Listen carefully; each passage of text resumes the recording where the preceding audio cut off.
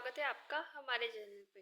तो हाल ही में कोलालमपुर में 26 मई 2025 को हुए आसियान समिट 46 आसियान समिट की जो बैठक हुई उसमें एक नई बात सामने आई है।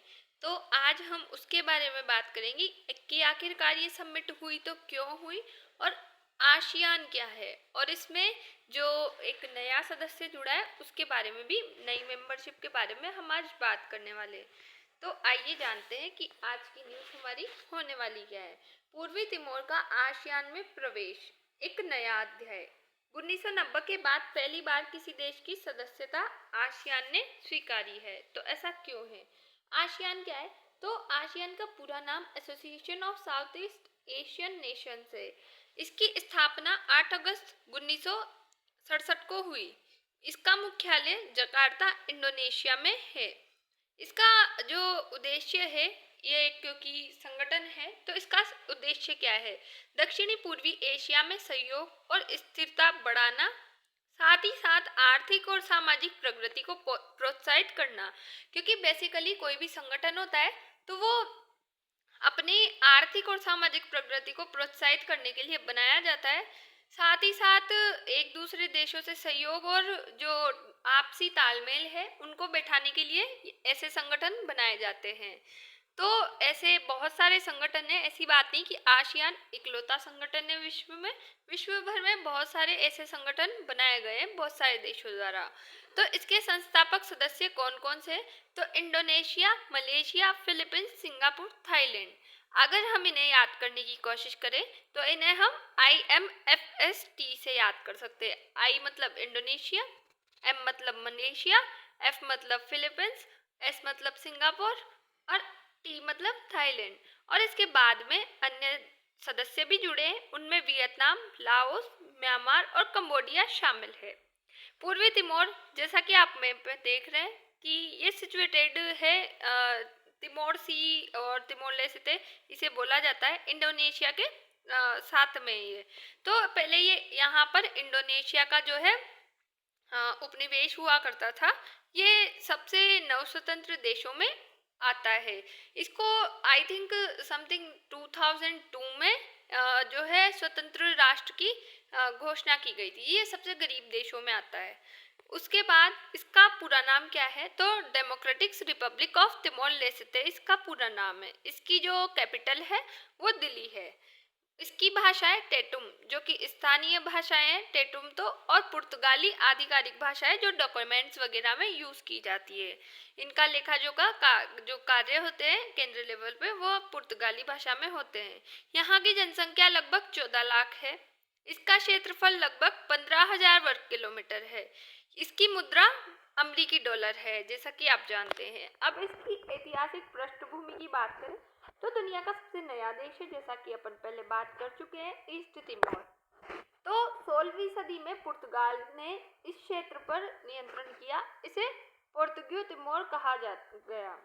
उसके बाद 1975 की बात करें तो पुर्तगाल से स्वतंत्रता की घोषणा की, लेकिन तुरंत ही इंडोनेशिया ने आक्रमण करके कब्जा कर लिया इस पे। फिर 1975 से 1999 तक इंडोनेशिया शासन के खिलाफ संघर्ष चलता रहा। 1999 में संयुक्त राष्ट्र संघ की निगरानी में जनमत संग्रह हुआ, जिसमें अधिकांश जनता चाहती थी कि नवस्वतंत्रता के इसमें पक्ष में मतदान किए। फिर लास्ट में 2002 में पूर्वी तिमोर को पूर्ण स्वतंत्रता मिली। ये 21वीं सदी का पहला नया स्वतंत्र देश बना है। उसी के साथ जो यहाँ की जनसंख्या है तो उनमें सबसे ज़्यादा जो लोग हैं, मतलब वहाँ की जो पॉपुलेशन है उसमें सर्वाधिक लोग 30 से कम आयु के हैं या 30 वर्ष के हैं। आर्थिक स्थिति की बात करें यहाँ की तो तेल और गैस मुख्य आय स्रोत है।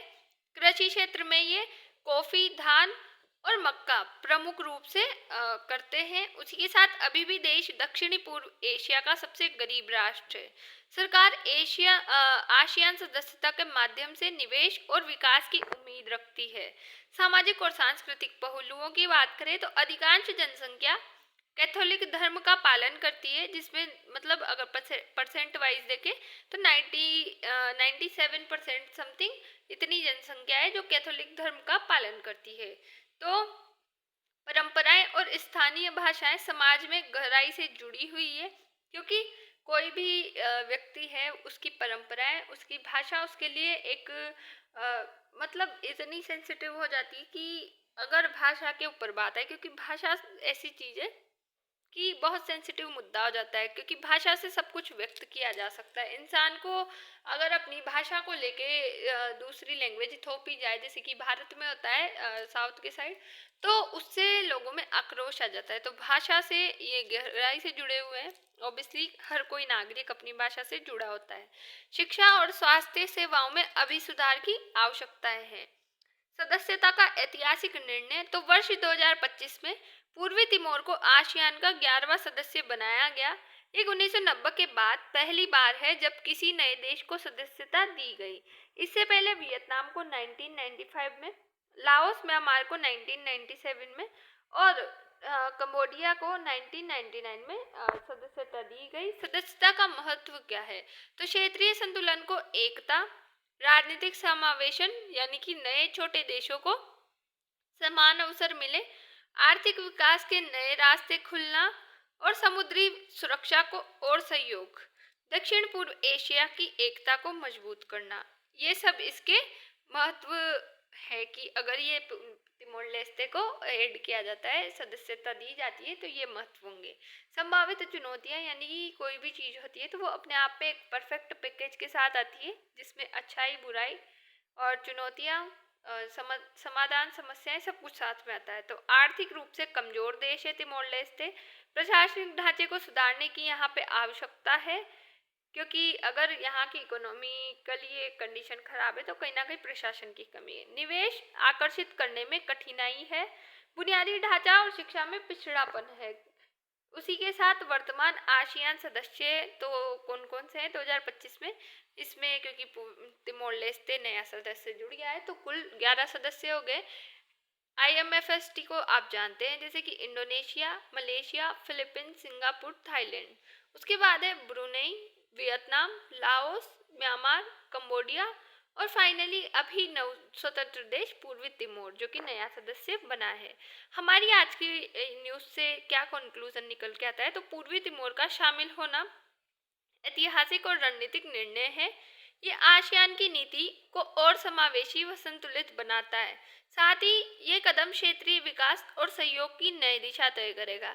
इसके साथ एक प्लस पॉइंट ये है कि भारत को इससे बहुत सारे लाभ होने वाले, क्योंकि भारत की जो लुकेस्ट की नीति है उसमें कहीं ना कहीं बहुत सारे फायदे देखने को मिलेंगे। इससे भारत अपनी ऊर्जा आयात और बहुत सारी चीज़ों में, जैसे कि तेल निर्यात के देश, बहुत सारी चीज़ों में यहाँ पे जो है मतलब भारत को प्रॉफिट मिलने वाला है। तो आज की हमारी न्यूज़ यहीं ख़त्म होती है। उम्मीद है आपको सब कुछ समझ आया होगा। तो मिलते हैं नेक्स्ट वीडियो में, तब तक के लिए बाय। Thanks for watch.